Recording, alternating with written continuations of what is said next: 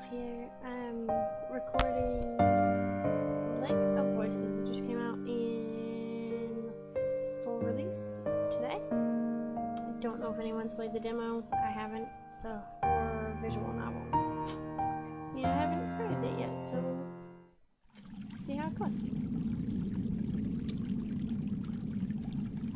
So it's a decision-based game.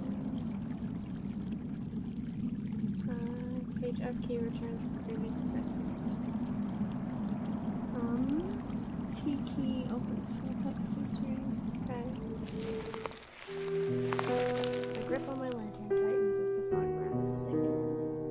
While the forests in this area are relatively safe compared to Sinlos, I can't help but feel my hair stand on end the further we get.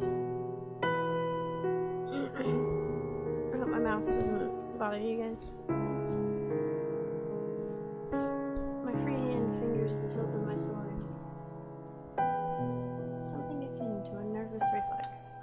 Have you seen it before?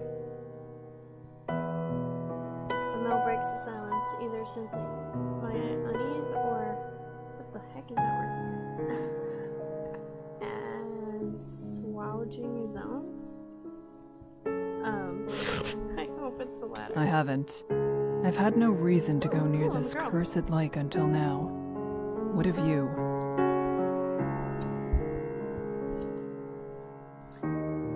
Gamel scratches its chin casually as though I asked what his favorite food is. I traveled the long way around it once before.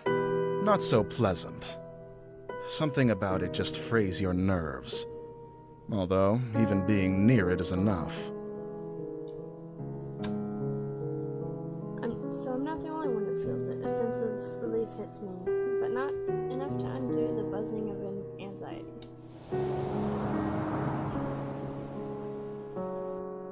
The lake, Sinlos. Most try their best to avoid it all their lives. The hundreds who die attempting to cross it, its unearthly black water, dragged to death by creatures lurking within, aren't a secret. No wonder you were assigned this mission. There are few who have had first-hand experience with the place, even if from a distance. He'll probably keep being picked whenever they need someone to cross, for however long he's with us. Emil shrugs, bringing my attention back to the dark path before us. At least we're taking the bridge this time. It'll only take 2 days instead of double that, and the sooner this place is behind us, the better. Give me just a second. I know I just started the recording.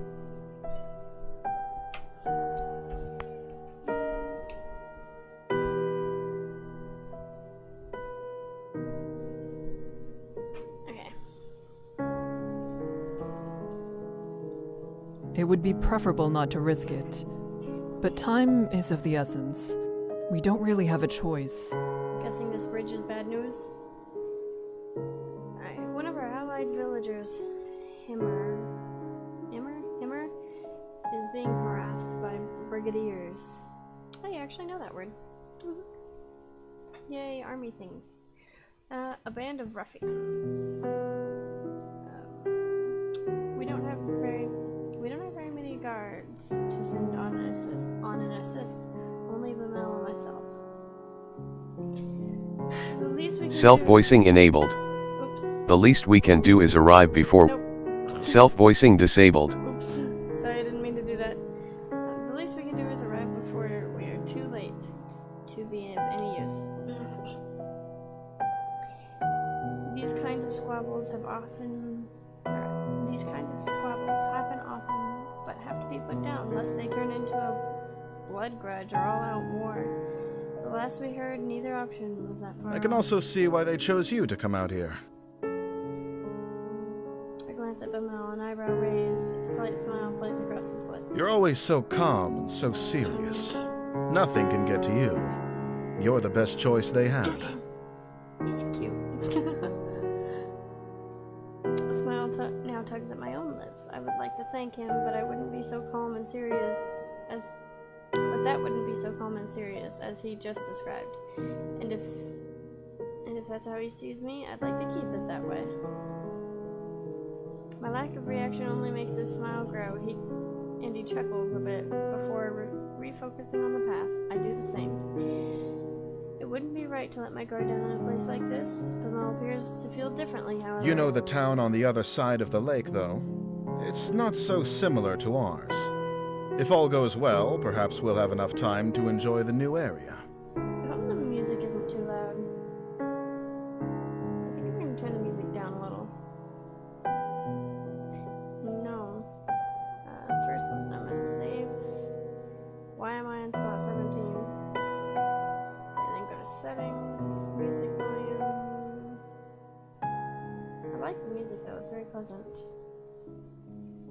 Okay, return. Alright, and then actually I'll just do another save real fast. I don't know if it saved my setting. Okay, for the most part I ignore him, nodding when applicable. Applicable? People say it different. Bimel is a talkative sort, and if chaffing helps keeps his worries down and his sword hand ready, I have no complaints. After a time, the thick fog surrounding us begins to clear. A slick wooden dock comes into view, and with it the sounds of water gently lapping at its sides. Where did the sound of the water go? Okay, Bimel shifts beside me, stretching his lantern arm as far as it will go. He seems Someone's tense. already here. A young woman stands by the dock, eyeing us warily. Does she intend to cross tonight?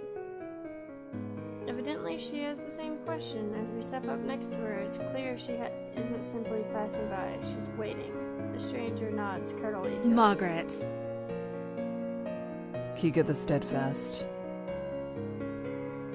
Bemele.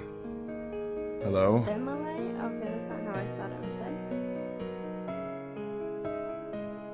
There's a stuffy silence. Margaret turns to gaze out across the lake, expression unclear.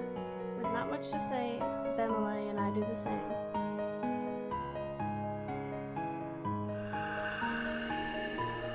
I'm gonna try to keep this 15, maybe 20-minute video. Do it Game Grump style and do exactly 15 minutes.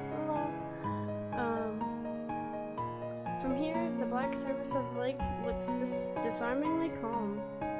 Wind rushes across its surface, a sound like whispering. Though perhaps it is actually whispering, I concentrate trying to place the difference, searching for breaths in rhythm? Breaks in rhythm. Oh my gosh, I'm terrible. After a few seconds, I feel foolish. It doesn't matter what the noise is, whether I hear them or not. We're not alone. The Nixie are out there. A feeling that I can't quite shake tells me they've already noticed a little group of people on their shores. It feels hostile. My stomach sinks, and I instead address Bemele. Where is the guide? Unless he's on the center island, or on the complete other side, your guess is as good as mine. It's dark as pitch out there. Pitch dark, you mean? Panic rises inside me. Panic I try hard to quell. We can't cross without him, and we need to get going soon. You can't cross with him either. What? The woman behind us, Margaret, cuts in with something like a slow. What? I know the guide will be here tonight. I have already made arrangements with him to cross. Bemele and I share a look. The woman seems haughty and willing to put up a fight. I have his word he'll take me today. It would be wiser for the two of you to begin the trip around if you're really in such a hurry. Or you can make camp here and wait for him to make the trip back if you prefer. Dude, you don't have to go alone. He can take all three of you. You're just being a huge... Can't say that word. Demonetized. Not that it matters, because I don't get paid. I don't need to turn my attention to Bemele to know he's riled up. I step in before you can say something rash. Even if that is so, my companion and I must begin the trip Margaret is unimpressed and opens her mouth to argue further. We'll wait for the guide to arrive before coming to a conclusion about any of this. Why would it matter? Just one person. Oh my gosh. Whatever. She clams her mouth shut, then lets it aside. You can do as you like. With the matter tentatively settled, Bemele moves away. His finger begins to tap loudly against the top of his hilt. He shifts from one foot to another, then groans. I mean, she can't really afford to be rude, because they both have swords. They could literally just murder her and throw her in the lake and tell her it was something else. Tell them that the pixies, whatever, those things got him. What's that bastard even up to? I almost visibly start, but manage to restrain myself. He probably doesn't know any better, I'm sure of that. With a mouth like that, you shouldn't even have the right to ask the guide to take you across. How ludicrous. He's faced far worse than a bit of foul language. Do you know anything that's happened with this lake? I know enough. Margaret is clearly not convinced, but she shrugs and makes a show of turning her back. The guide's father is Garvin the Exemplar. Garvin never accepted the guide as his son, all the way up until he died in this lake. Your statement could be seen as tasteless. Oh.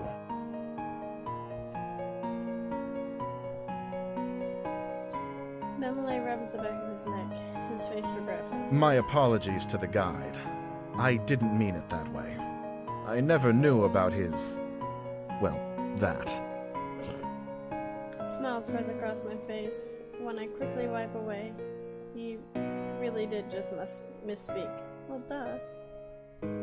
The silence slowly stretches between the three of us, growing more awkward with each passing second. Margaret seems irritated, but Bemele abashed. You're quite informed, Margaret. I'm sure you are forgiven. I already forgot. Bemele said nothing. I'm gonna go with this because he's cute and I don't care about Margaret. I know you. You are brash but not intentionally cruel. I'm sure all is well. Bemele smiles. You're a good woman, Kika. Oh. Smart, too. You've never been here, yet you knew more of the guide than I did. I know about Garvin, truthfully.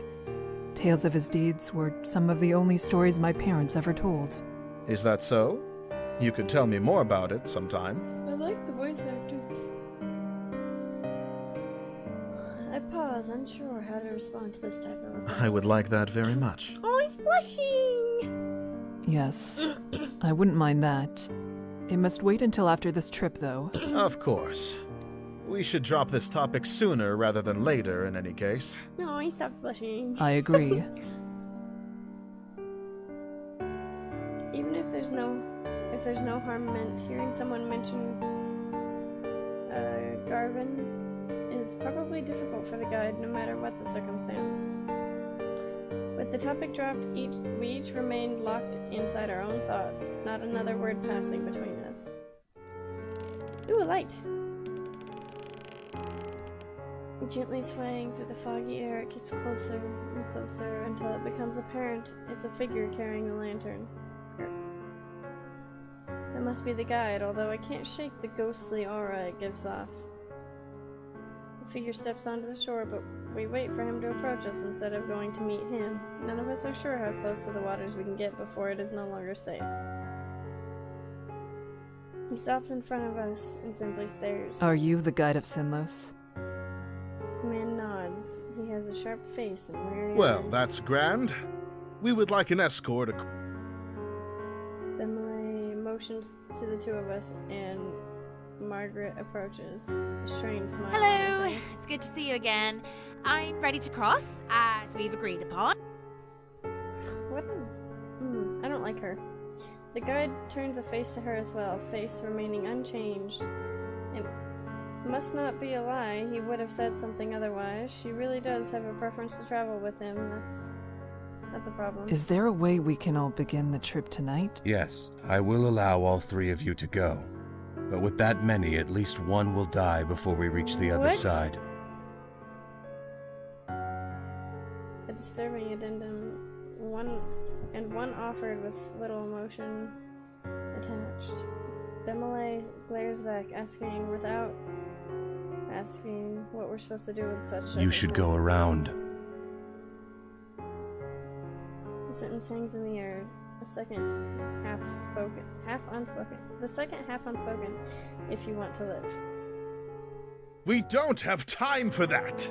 There are people counting on us for protection. Why does...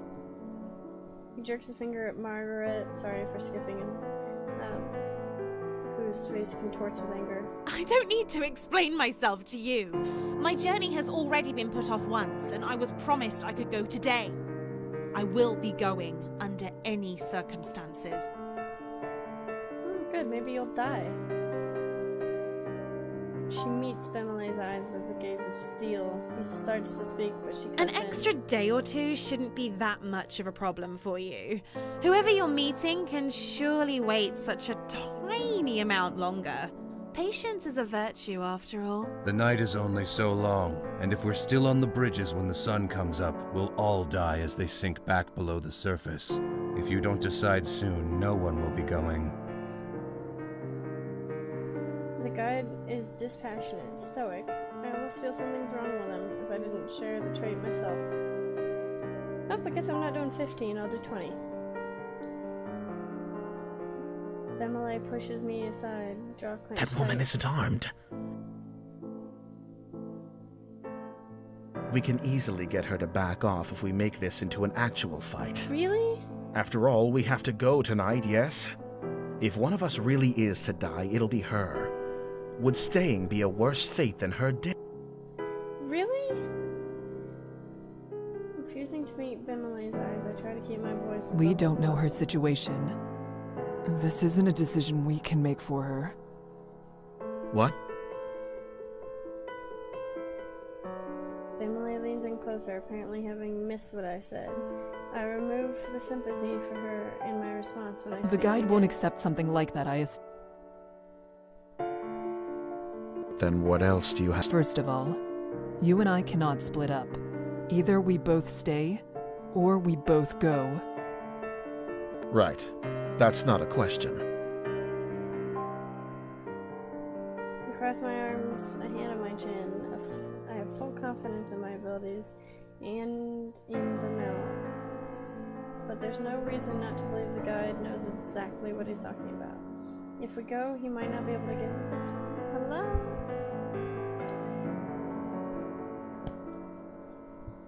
I guess. Dang, man. That would mean we really would be putting Margaret's life at risk on top of our own.